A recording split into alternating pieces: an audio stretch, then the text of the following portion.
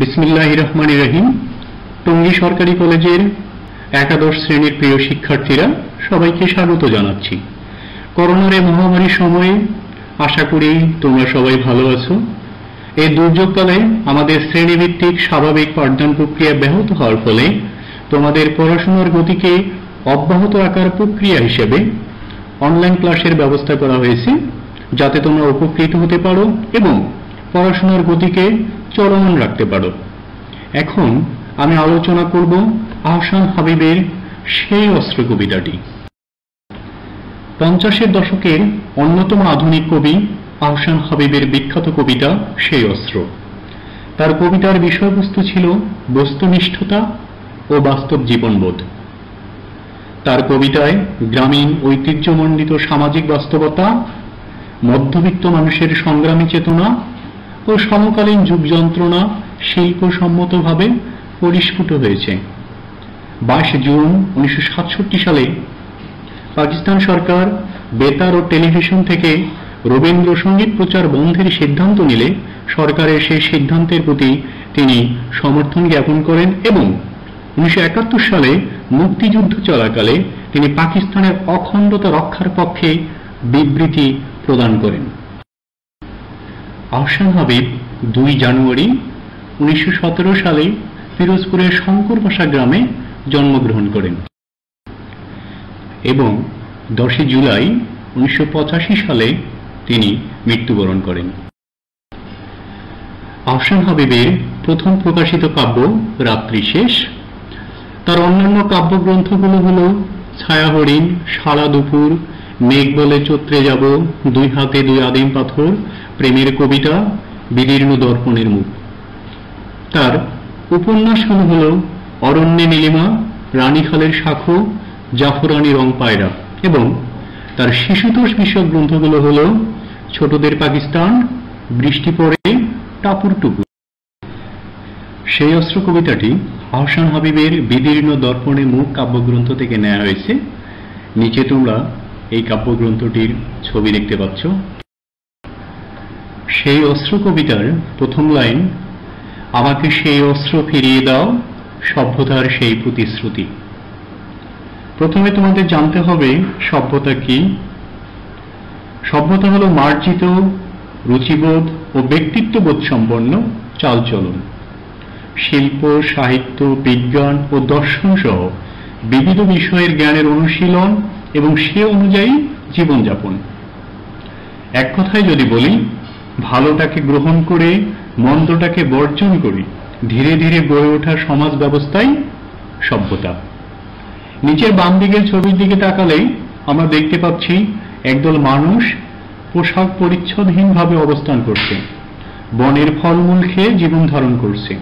ঠিক ডান পাশের ছবির দিকে তাকালে দেখতে পাচ্ছি একদল মানুষ মার্জিত ও পরিচ্ছন্ন বস্ত্র পরিধান করে সুশৃঙ্খলভাবে দাঁড়িয়ে আছে। তাহলে প্রথম ছবি থেকে দ্বিতীয় ছবিতে রূপান্তরের যে পরিক্রমা বা প্রক্রিয়া বা যে পরিবর্তন ঘটেছে, সেই পরিক্রমারই সার্বিক রূপ হল সভ্যতা। তাহলে সভ্যতার প্রতিশ্রুতি হল প্রগতি ও সুন্দরের যে প্রক্রিয়ার মাধ্যমে আমরা সভ্য, মার্জিত ও উন্নত জাতি হিসেবে পরিচিত বা বিবেচিত যে প্রক্রিয়ার মাধ্যমে, সেই প্রতিশ্রুতির কথাই এখানে ব্যক্ত করা হয়েছে। এখন আমাদের মনে প্রশ্ন আসতে পারে, কবি কোন অস্ত্র ফিরিয়ে যাচ্ছেন? পরের লাইনে দেখি, সেই অমোঘ অনন্য অস্ত্র আমাকে ফিরিয়ে দাও। এখানে অনন্য অর্থ হল একক বা অদ্বিতীয়, অর্থাৎ যার সাথে কোনো তুলনা করা যায় না বা কোনো কিছুই তুলনীয় নয়। এরপর অমোঘ অর্থ হল ব্যর্থ হয় না এমন, অব্যর্থ বা সার্থক। তাহলে আমরা দেখতে পাচ্ছি কবি এমন এক অস্ত্রের কথা বলেছেন যে অস্ত্র অতুলনীয়, যার সাথে কোনো কিছুই তুলনীয় নয় এবং যে অস্ত্র কখনো ব্যর্থ হয় না, সর্বদা সার্থকতার গান শোনায়। আর সেই অস্ত্র হল ভালোবাসা। নিচের 2টি ছবি লক্ষ্য করলে আমরা বুঝতে পাই, যদি ভালোবাসা মানুষের মনে থাকে, অন্তরে ধারণ করে, হৃদয়ে লালন করে, তাহলে এর মাধ্যমে সকল প্রতিবন্ধকতাকে জয় করে সুন্দর ভবিষ্যৎ বিনির্মাণ করা সম্ভব। সেই অস্ত্র আমাকে ফিরিয়ে দাও, যে অস্ত্র উত্তোলিত হলে পৃথিবীর যাবতীয় অস্ত্র হবে আনত। এখানে আনত শব্দের অর্থ হল নত করা বা অবনত করা বা নিচে রাখা। অর্থাৎ ভালোবাসা নামক যে অনন্য অস্ত্র আছে তাকে যদি সবার উপরে স্থান দেয়া যায়, সৃষ্টির সেরা জীব মানুষকে ভালোবাসা যায়, পরস্পরের প্রতি শ্রদ্ধা ও সহানুভূতি প্রদর্শন করা যায়, তাহলে মানুষে মানুষে আর ঝগড়া বিবাদ সৃষ্টি হবে না, পিস্তল দিয়ে কাউকে গুলি করে প্রাণ সংহার করতে হবে না, বোম ব্লাস্ট করে মানুষ মারতে হবে না, চাপাতি দিয়ে কুপাকুপি করতে হবে না। ফলে সকল মারণাস্ত্র ভালোবাসা নামক অব্যর্থ ও অনন্য অস্ত্রের নিকট পরাজিত হবে, অবনত হবে। যে অস্ত্র উত্তোলিত হলে অরণ্য হবে আরো সবুজ। এখানে অরণ্য শব্দের অর্থ হল বন। মানুষের বেঁচে থাকার প্রধান রসদ অক্সিজেন বনের গাছপালাই যোগান দেয়। আবার মানুষের ত্যাগকৃত কার্বন ডাই অক্সাইড গাছপালা শোষণ করে পরিবেশকে ভারসাম্য রাখতে ভূমিকা রাখে। অথচ মানুষ শুধু ব্যক্তি স্বার্থকে প্রাধান্য দিয়ে নিষ্ঠুর হয়ে নির্বিচারে বন কেটে উজাড় করে বিরান ভূমি তৈরি করছে।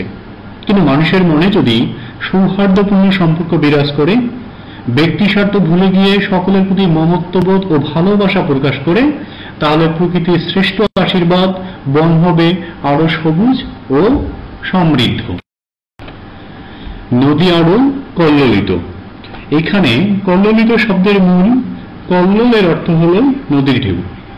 মানুষ যদি স্রষ্টার অপার দান নদীর পানিকে ব্যক্তি স্বার্থে ব্যবহার না করে বা ব্যক্তি স্বার্থে ব্যবহার করার জন্য বাদ দিয়ে নদীর পানির গতিপথকে রুদ্ধ করে দেয়, তাহলে নদীগুলোর ভাটি পথে মরুভূমি হওয়ার উপক্রম হবে বা হচ্ছে।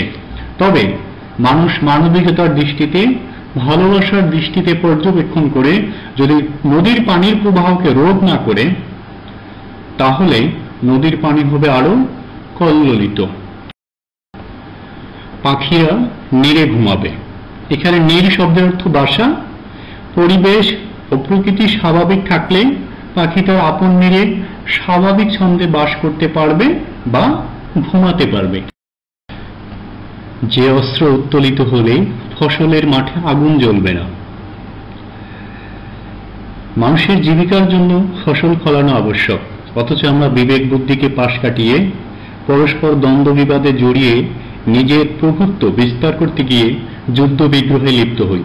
ফলাফলে শস্যের মাঠে আগুন জ্বলে, মাঠের পর মাঠ জলে পুড়ে ছারখার হয়। ভালোবাসা নামক অস্ত্রকে যদি মানুষ মানবিক বিবেচনায় সবার উপরে স্থান দেয়, তাহলে ফসলের মাঠে আগুন আর কখনোই জ্বলবে না। নিচের ছবি দুটো তার অন্যতম প্রমাণ। খা খা করবে না গৃহস্থালী। যুদ্ধবিগ্রহ কখনোই সাফল্য বয়ে আনে না। উদাহরণস্বরূপ যদি দেখি, 1971 সালের মহান স্বাধীনতা যুদ্ধে পাকিস্তানের অন্যায় অত্যাচার ও নির্মম নির্যাতনে বাংলার প্রায় 1 কোটি মানুষ ভারতে আশ্রয় নেয়। ফলে বাংলার সবুজ শ্যামল প্রান্তর ও ঘরবাড়ি মনুষ্যবিহীন হয়ে পড়ে। এই অবস্থা থেকে উত্তরণের একমাত্র পথ বা উপায় হল অব্যর্থ ভালোবাসাকে ধারণ করা বা লালন করা, মানবিকতার দৃষ্টিভঙ্গিকে প্রসারিত করা, পারস্পরিক সহমর্মিতা, অন্যের পাওনাকে প্রাধান্য দেওয়া, অন্যের মতামতকে গ্রাহ্য করার মাধ্যমে সফলতা আনয়ন সম্ভব। সেই অস্ত্র আমাকে ফিরিয়ে দাও, যে অস্ত্র ব্যপ্ত হলে নক্ষত্র খচিত আকাশ থেকে আগুন ঝরবে না মানব বসতির বুকে। এখানে ব্যপ্ত শব্দের অর্থ ছড়িয়ে দেয়া। প্রতিকায়িত নক্ষত্র খচিত আকাশ থেকে আগুন ঝরবে না বাক্যটির প্রকৃত অর্থ মানব বসতির বুকে বিমান থেকে বোমা নিক্ষেপ করা বা মানব বিধ্বংসী রকেট হামলা করাকেই বোঝানো হয়েছে। উদাহরণস্বরূপ যদি আমরা বলি, 1945 সালের দ্বিতীয় বিশ্বযুদ্ধে জাপানের হিরোশিমা ও নাগাসাকিতে মার্কিন বাহিনী যে লিটল বয় ও ফ্যাটম্যান বোমা নিক্ষেপ করে, তার ফলে সহস্র মানুষ হতাহত হয় এবং আজও পৃথিবী সে ধ্বংসলীলার ক্ষতচিহ্ন বয়ে বেড়াচ্ছে।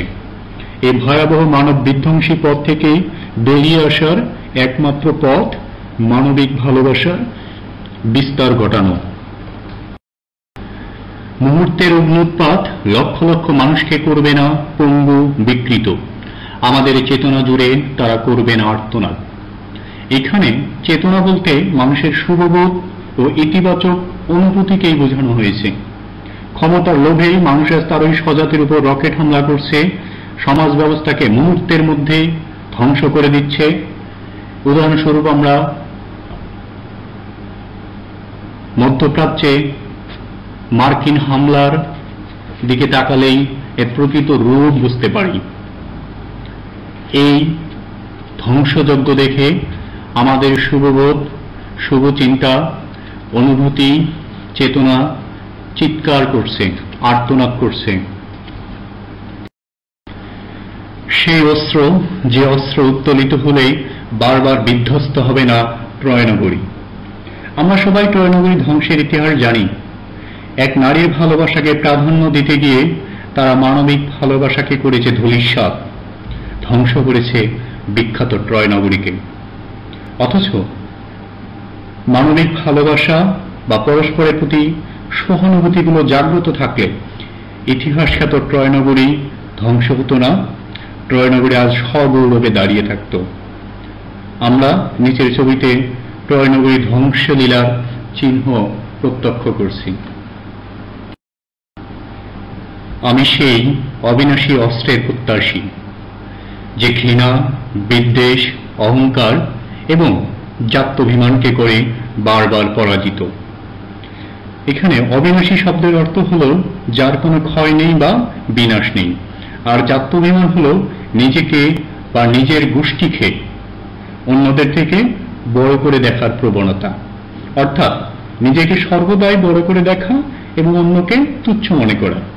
নিচের ছবিতে আমরা দেখতে পাচ্ছি গৃহকর্ত্রী বাসের সিটে বসে আছে আর কাজের মেয়ে সিটের নিচে বসে আছে। এই নিষ্ঠুর ও অমানবিক অবস্থা থেকে উত্তরণের একমাত্র উপায় মানবিক মানুষ হওয়া, মানবতাকে জাগ্রত করা এবং সর্বত্র অবিনাশী ভালোবাসা নামক অস্ত্রের বিস্তার ঘটানো।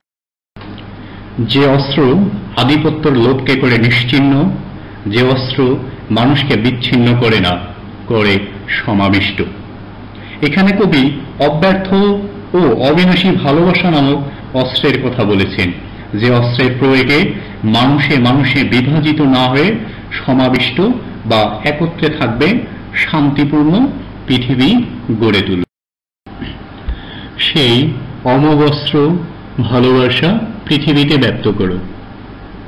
অতএব আমরা যদি এই পৃথিবীতে ভালোভাবে থাকতে চাই, সুন্দরভাবে থাকতে চাই, সুস্থভাবে থাকতে চাই, উন্নত সমৃদ্ধ পৃথিবী কাম্য করি, তাহলে অবশ্যই সে অমোঘ অনন্য অস্ত্র ভালোবাসা এই পৃথিবীতে ব্যক্ত করতে হবে বা ছড়িয়ে দিতে হবে। সবাইকে ধন্যবাদ। ভালো থাকো, সুস্থ থাকো এবং সাবধানে থাকো।